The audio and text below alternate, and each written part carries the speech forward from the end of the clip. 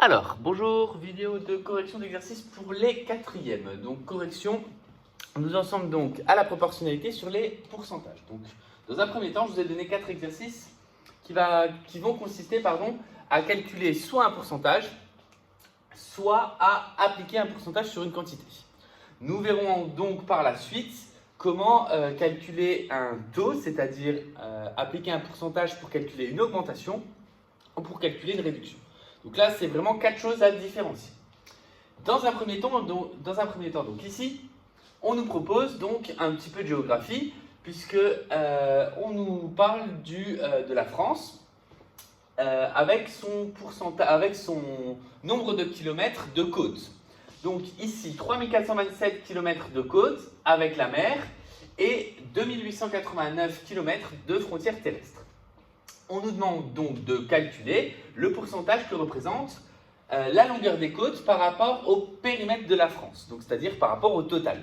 Donc ici, on a plusieurs façons de faire, mais la première façon de faire, c'est d'utiliser la formule qui nous dit c'est l'effectif qu'on nous demande par rapport au total. Donc le périmètre total déjà est à calculer. Le périmètre total, ça va être soit on est au bord de la mer, soit on ne l'est pas, et donc du coup le périmètre total, ça va être 3427 km plus 2889 km, ce qui va nous donner au total, donc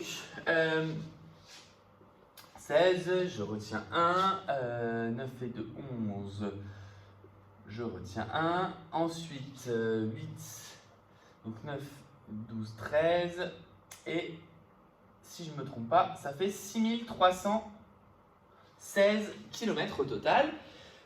Donc la question, c'est le pourcentage que représente la longueur des côtes. Donc ici, c'est la longueur des côtes par rapport au total. Le total, donc, qui est de 6316 km. La longueur des côtes, c'est 3427. Donc 3427 km divisé par 6316.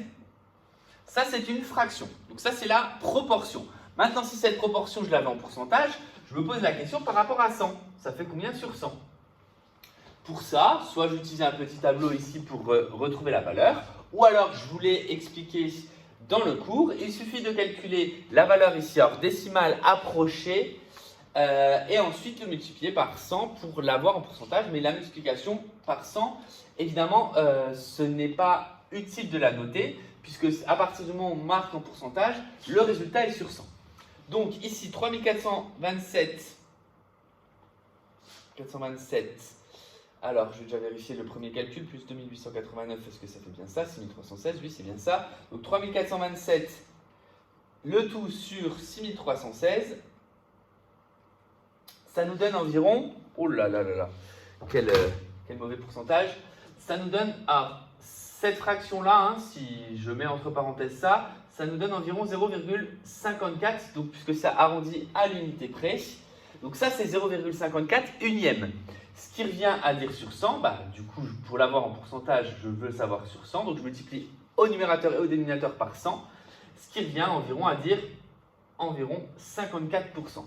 Donc vraiment un mauvais pourcentage pour cet exercice, puisque, voilà, donc pourcentage de loser, comme on le sait tous. Voilà donc pour une façon de faire. L'autre façon de faire, c'était de représenter peut-être les choses sous forme d'un tableau, qu'on a quasiment fait là d'ailleurs. Le total, donc ça correspondrait à la colonne pourcentage.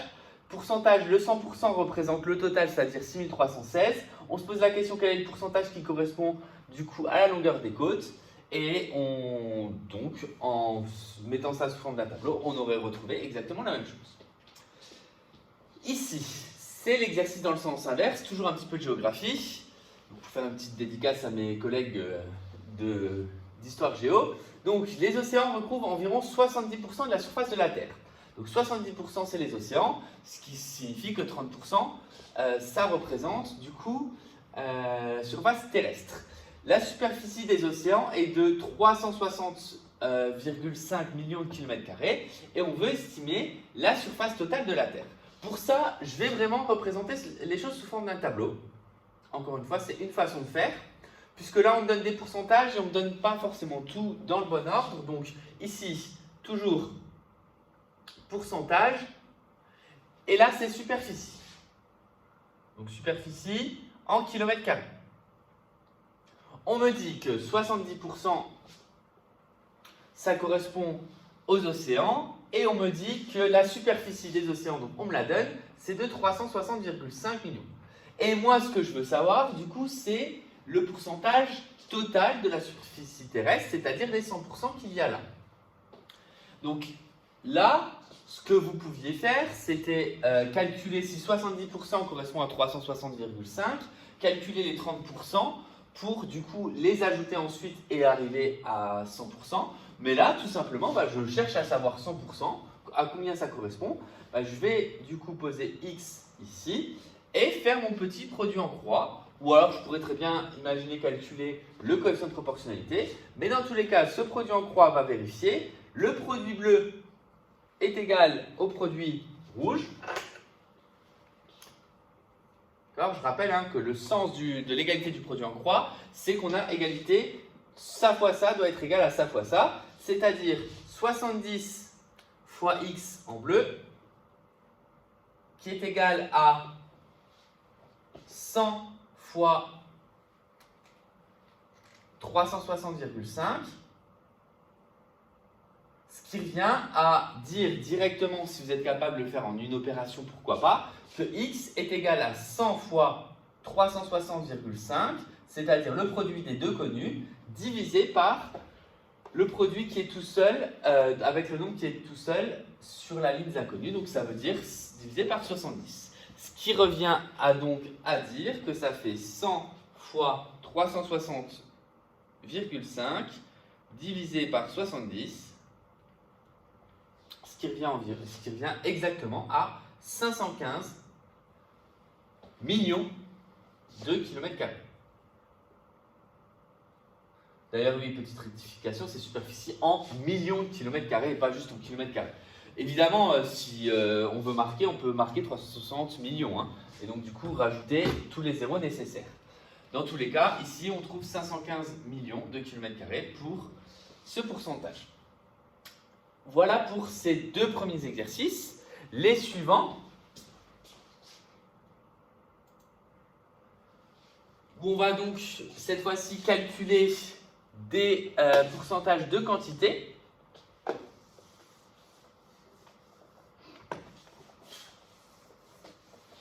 Donc, un Français en moyenne consomme 58,5 d'eau par jour pour les bains et les douches, ce qui représente environ 39% de sa consommation journalière d'eau. Parce qu'évidemment, on ne se lave pas, il n'y a pas que le lavage, il y a aussi le fait de faire la vaisselle, nettoyer, etc. Donc des choses d'autres utilisations d'eau, en été peut-être arroser le jardin. Donc on veut savoir, donc on sait que en moyenne 58,5 d'eau par jour pour les bains et douches. Encore une fois, représenter ça sous forme d'un tableau permet d'y répondre. Donc on a pourcentage et volume d'eau en litres. Donc ce qui concerne le bain représente 39%. Et ça représente 58,5 litres. Donc 58,5 litres, ça représente 39%. Et nous, on cherche à savoir, du coup, sur la journée en entier, donc 100%, combien on va consommer. Donc de nouveau, produit en croix. Le produit rouge est égal au produit bleu. Donc 39 fois x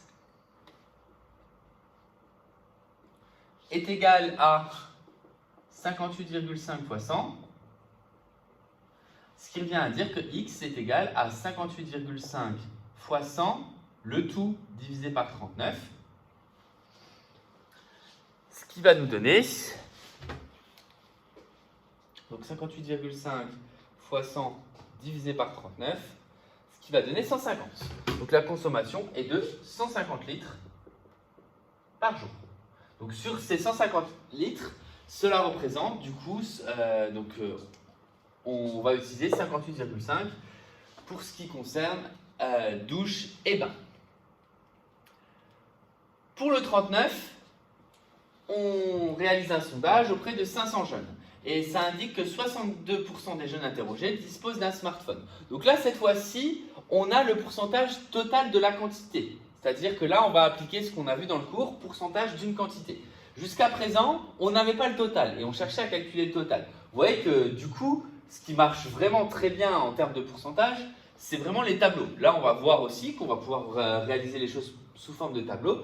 Évidemment, vous n'êtes pas obligé. Vous pouvez dire que 39% correspond à 58,5 et on cherche à savoir 100%. Voilà. Le tout, c'est savoir que la quantité totale, c'est 100%. Ça, c'est vraiment important pour permettre de résoudre ce type de problème. D'ailleurs, je ne l'ai pas dit à chaque fois dans les exercices précédents, mais j'attends une phrase réponse. Je n'attends pas juste le calcul. Je l'ai dit à chaque fois à l'oral, mais là, ici, le volume d'eau en un cas français utilisé en moyenne en une journée est de 150 litres. Ici, donc, un sondage auprès de jeunes. On va de nouveau faire un tableau. Pourcentage.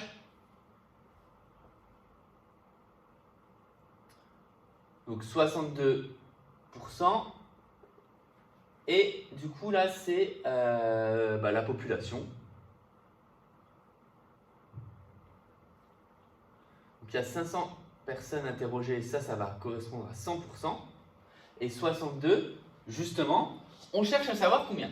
Donc ici, attention, c'est 62. Donc 62% des jeunes interrogés disposent d'un smartphone et en tout, ils sont 500. Et donc la première question, j'imagine, c'est combien de jeunes surfent.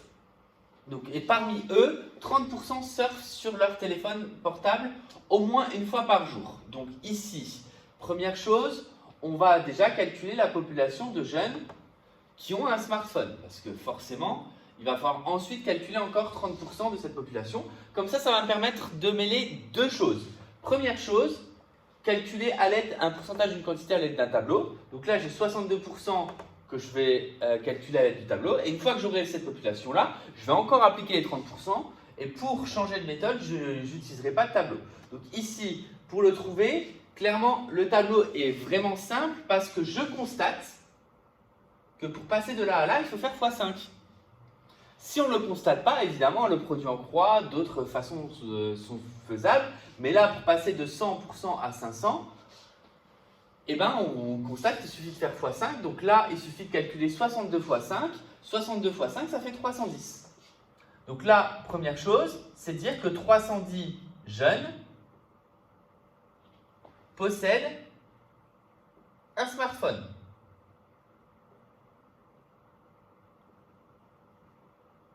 Et maintenant, parmi ces 310 jeunes, il y en a 30% qui surfent au moins une fois par jour. Donc du coup, il va falloir calculer 30%. Donc pour répondre à la question, on doit calculer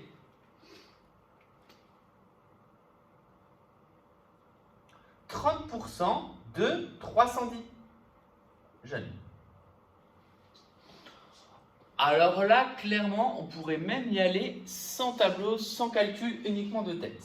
Parce que 30%, c'est 3 fois 10%.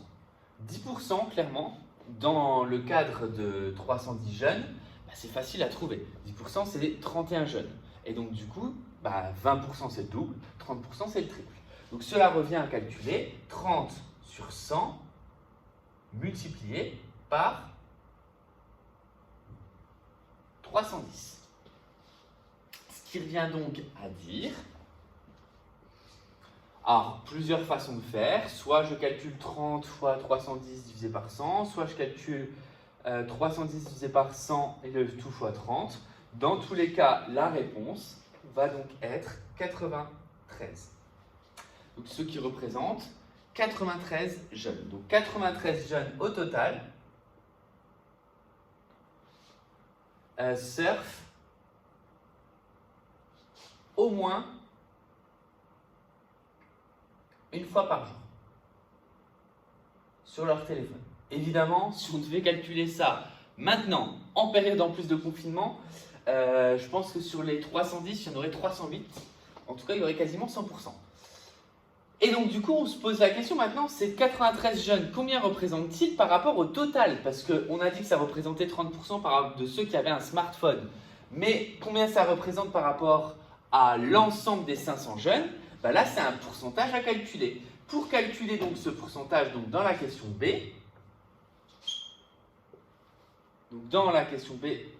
pour calculer le pourcentage, bah, soit j'utilise un tableau, soit j'utilise la formule pour calculer un pourcentage qui est effectif demandé, donc les 93 jeunes sur effectif total, que je dois du coup transformer sur 100.